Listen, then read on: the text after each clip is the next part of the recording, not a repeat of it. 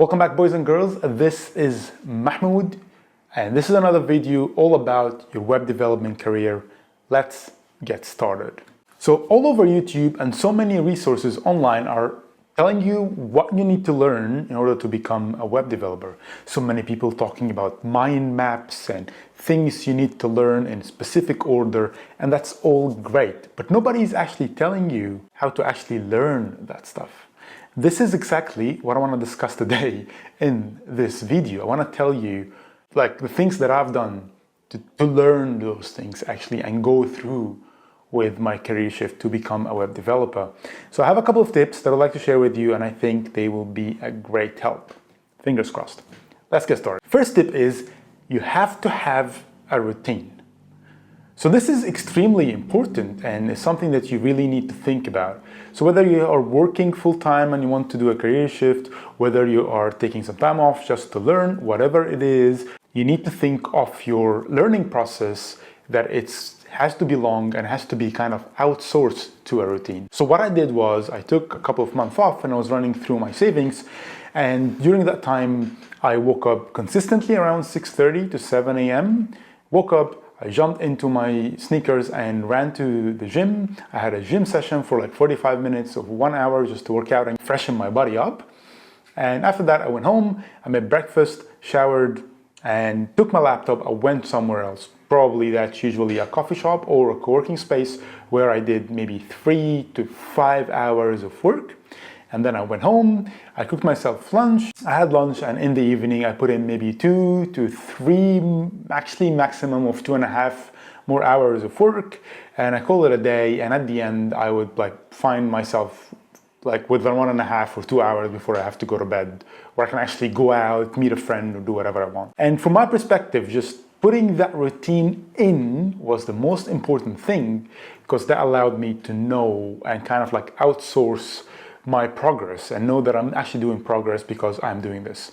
So before I sleep, I would prepare my gym stuff. So put all the stuff in the bag, make everything ready, put on my sneakers next to my bed, make sure everything's ready. Once I wake up, brush my teeth, get into my sneakers and get out of the house. And that was very, very important. So it depends on your situation. You might be able to sneak in only 1.5 or 2 hours after work.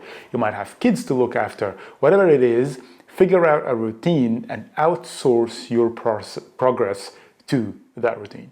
That is tip number 1. Figure out a routine. Tip number 2, track your time.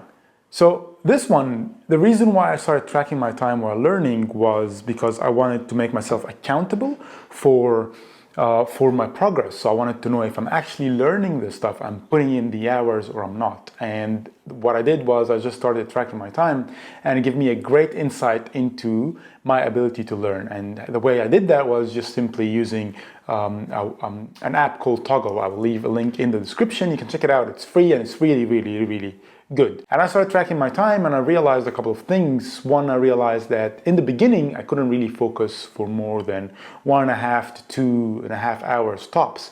And that was a big problem for me.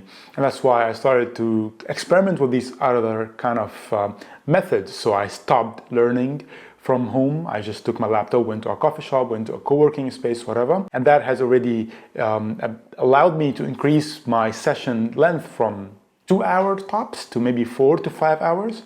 And this is going to relate to tip number 3. But yeah, keep in mind that when you track your time, you get an insight to how much effort you're putting into this and whether you're accountable in front of yourself or not. And more importantly, how much you can focus in one session. That is my phone. I just got a notification. 1 second. Promise, I silenced that. Okay.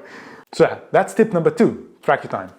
Tip number 3, enhance your ability to focus. And that relates to tracking your time, because I realized that it was very difficult for me to sit myself down for 5 hours. Are you serious? My light just ran out of battery. This is ridiculous. I'll be back. All right, we're back. Where was I? Yes, tip number 3, enhance your ability to focus. So I would say this is a very important tip, because I realized that I could only put in maybe 1.5 to 2 hours of focus on one consistent session. And that was a big problem for me. And I realized that back in college days, I think I could easily do 5 hours of studying nonstop. But I don't know, things have changed, I think. I think it has a lot to do with our usage of social media, our attachment to our phones, and different stuff. Regardless, I just found myself very difficult to actually sit down and do like 5 hours of studying or 5 hours of coding. And because I was tracking my time, I was able to focus on that. So I know that yesterday I only did 3 hours. Today I want to push it a little bit more to 4 hours and so on. And I realized this is only a very, very important skill. And I might make a video about it later. But it seems to me in an economy where everybody's trying to fight for your attention, your ability to master that attention and use it is extremely, extremely valuable. So yes, that's tip number 3. Enhance your ability to focus. Tip number 4, and this is kind of a personal opinion.